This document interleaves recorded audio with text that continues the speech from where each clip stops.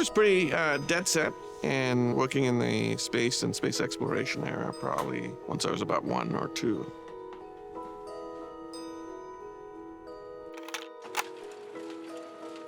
That was the tail end of the Apollo program.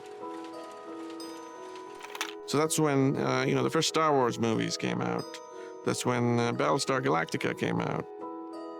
And I have been, latched onto that ever since, really.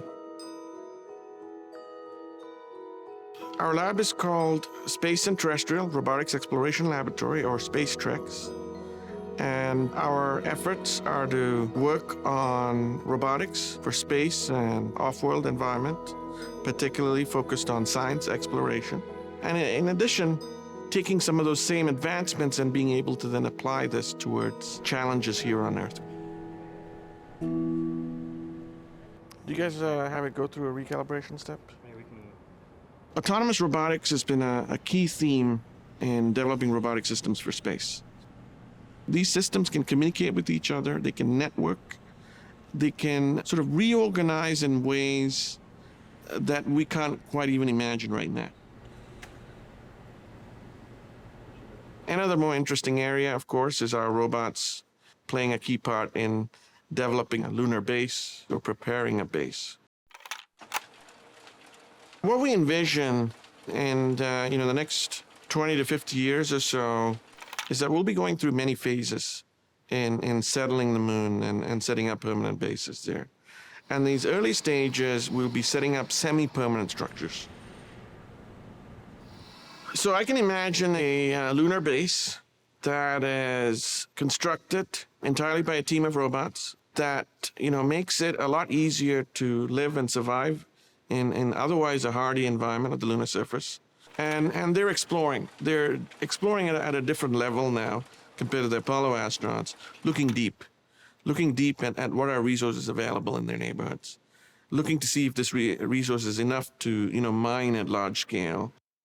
And so that's been our work at SpaceTREx, advancing new space technologies to really enable new ways of exploring, low-cost ways of exploring extreme environments, and getting serious, particularly with the mining aspect, and working with the mining engineering department on this.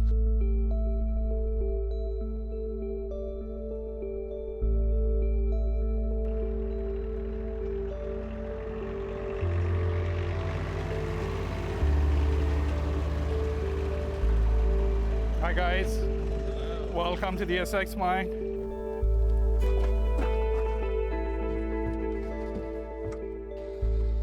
I've been talking with my colleague Jekan for some time, and what he was doing with regards to creating this swarm of robots especially appealed to me because we know kind of what is present on the surface of the moon in terms of minerals, but what's beneath the surface is still unknown. And is this metallic? Is it metal? The rest of the chassis is metal. Yeah. I see a lot of parallel between space mining, moon mining, and mining on the Earth. Inherently, it's a hazardous environment.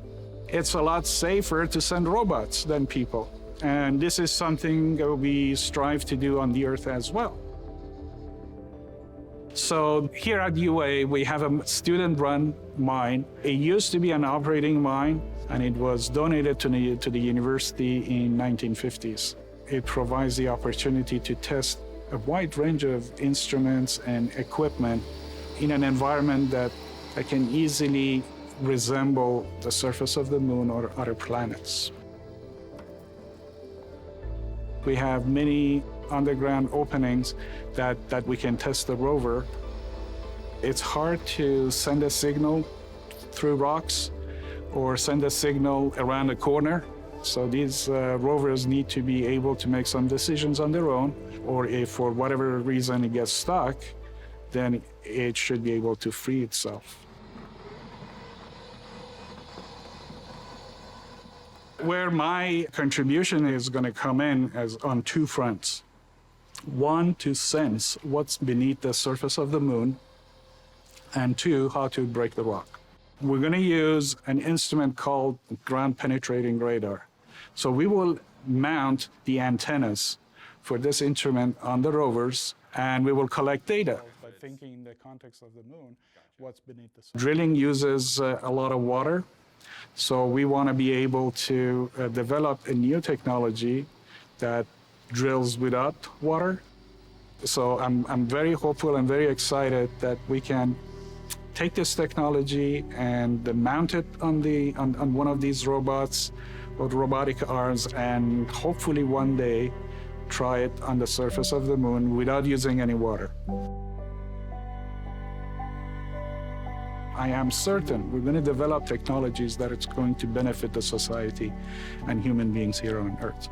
So for me, I think that's the reason we want to colonize the moon.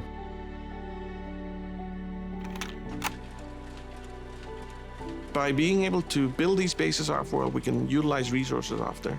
These resources can then be utilized to, in fact, enable and advance the next wave of space exploration. And that's what's really exciting about working at SpaceTREx, because that's where we are trying to, push these limits, push it to exploring areas where we're not explored before, working with planetary scientists, and really being able to push space systems technology to enable them to ask the questions of the future.